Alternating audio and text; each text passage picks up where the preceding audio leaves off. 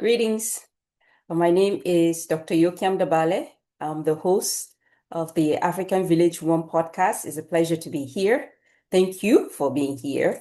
First thing first, one of the things I've been doing when I teach, for each class, actually, I usually dedicate the lecture to somebody. And today, since this is my first time announcing this podcast, um, I am going to dedicate it to my mother. She's the beginning. She's my beginning.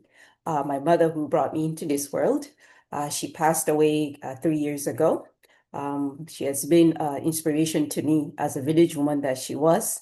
She was born and raised in rural northern Nigeria, and she was an incredible leader.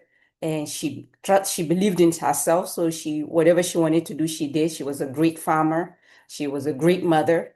She raised 11 children and with several grandchildren, and she was a role model to me. And growing up, I always wanted to be like her, even though she was not educated like my father, but she was indigenous, village style village women, educated. And she could read and write actually in other languages. She spoke Fulfulde, which is the language that the Fulani people spoke. She spoke Yoti, which is our language, Hausa, Yangdang, and I believe she spoke other languages too. So she was not educated in the Western sense, but she was educated in the African context, in the African educational system, and she could read and write. So I'm dedicating to my mother, and she was every woman, and I see myself as such. Just like any other village women, many village women are multifaceted. The Yoruba people of southern Nigeria, they call them Obruni Meta. That is women who are multifaceted. They do several things. They're not one thing. This brings me to the logo that I created for this podcast. As you can see on the slide, I created this logo to show about the African women, especially village women. We do not see the world through the lens of one person. We don't see ourselves as individuals. We see ourselves as part of the collective. This part of the collective of womanhood, and also communityhood. So the picture, the logo you see, that is me. Actually, it's a photo of me when I defended my dissertation. I got that dress from my village, and it was shipped to me to the US so I could wear it for my defense to represent my village. And also the people in the background, like men, women, children, young, old, and the baby I'm holding, those are just representation of the belief system of us people from the rural community, the belief in community, and we call it tukubini. So this philosophy that we no matter what, we can accomplish things if we work together as a team. And that's what I see what this podcast is about, actually. So this brings me to who am I? As I said earlier, I grew up in rural northern Nigeria from a very small community. Usually when people speak of Nigeria, we speak of Nigeria of what I call the Trinity. So we have Yoruba, Igbo, and Hausa. And they usually say Hausa Fulani. Now, there's no such a thing as a tribe that is Hausa Fulani. Granted, Hausa and Fulani, they intermarry. But actually, if we look at the history of Nigeria, this is Hausa, it's Yoruba, Igbo, and Fulani. So Fulani colonized the Hausa people, you see. So what often you hear, Hausa, Fulani, really, if we're to stick to history, it will be Igbo, Yoruba, and then Fulani, because the Fulani colonized the Hausa people. Nonetheless, so the three ethnic groups are usually the ones that you hear about. But Nigeria has over 200 ethnic groups, the so-called tribe. Okay, we don't use the word tribe as academics, but for the context of this talk, I'm saying that, we use tribe, quote unquote tribe, but it's ethnic because it's loaded, it comes with, as post-colonial Africa, the word tribe has negative, messages that it sends. So academics, we try to, in academia, which we avoid using that. Nonetheless, So there are over 200 ethnic groups in Nigeria, and I come from one of those ethnic groups that are often ignored. So when we speak of Nigeria, even here in the United States, people will meet me and say, "Oh, you don't look Nigeria. You don't sound Nigeria." What do they mean by that? They mean that you don't sound like the three ethnic group, especially Hausa, pardon me, especially Yoruba and Igbo. There's a lot of Yoruba and Igbos in the United States. So when people meet me and I don't sound in their view that, "Oh, you don't sound like Nigerian, you don't look Nigerian," because as you can see, I'm very dark, I'm pitch black. Okay, proudly so. And but nonetheless, they will say, "Oh, you don't look like Nigerian." So I had to, remind people or even educate them and say, "Look, Nigeria has more than one ethnic groups, and those the other ethnic groups that often ignore, including mine, which is called the UT. We contribute so much to the Nigerian nation state, but we often don't you don't hear." About our lives, our philosophies, and just the way, in general, how we live. You highly hear about that. And so that's one of the reasons why I decided to create this podcast. I have a PhD in intercultural studies.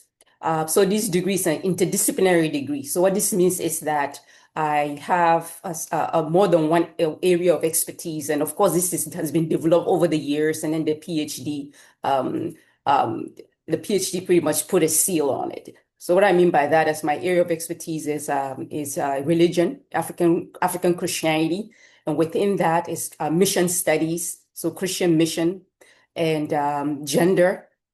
And the other area is, of course, rural women. So I look at in also history and African indigenous religions. So those are the areas that I engage with my research. And in all of that is also African culture. Okay. So I'm a world traveler. I've traveled to maybe 15 countries or so.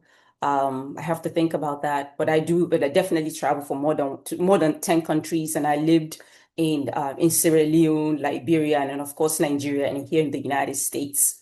I'm athletic, so I love sports. Long distance running is my thing. And I used to play football, what we call Americans call soccer. I used to play that, but I stopped doing that, and now I focus more on long distance running and also hiking. I could go for hours. That's my whenever I'm stressed out, I do it and I feel good. So that's that about me. But now why this podcast? Why this podcast? Why the African Village Woman podcast? Well, I decided to create this podcast because I wanted to tell a story, a different story about African women. You see, African women are often presented as subservient, as suffering, forever sufferers. Okay, forever sufferers. And what I mean by that is the story. If I let me ask you, think for a minute. When you say African woman, what comes to mind? Yeah, what comes to mind is suffering, because often, be it in academia, be it in the be it in the media, everyday conversation you have with people, when you tell them, "Oh, I'm an African woman," oh, they just jump to, "Oh, you must be suffering in the hands of patriarchy." Okay, I'm not suggesting that there's no patriarchy in Africa, but what the research, the rhetoric, the conversations we often have about African women is very narrow. Let me stop sharing the slide so that you can see me, okay? It's very narrow. And this is why I come in. My work, I look at different angles, right? So in academia, we call it nuance. Okay, so I look at different angles of the African experience. And more so when it comes to African women, more specifically village women, often even city women, when when you listen to them, "Oh, we want to go and help those village women that are suffering." And I often ask myself, where did they get this idea that they're going to come to the village and help us? We are the same people who feed ourselves. We help our men. Our men help us. We do everything we can to survive. We are innovative.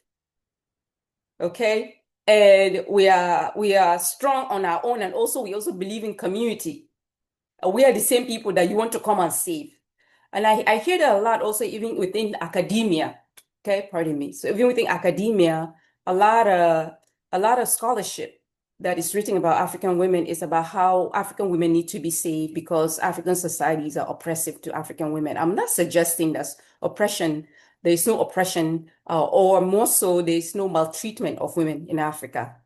But what I'm suggesting is that the narrow one lens of looking at things has put African women in a spot that it seems to be so difficult for us to move.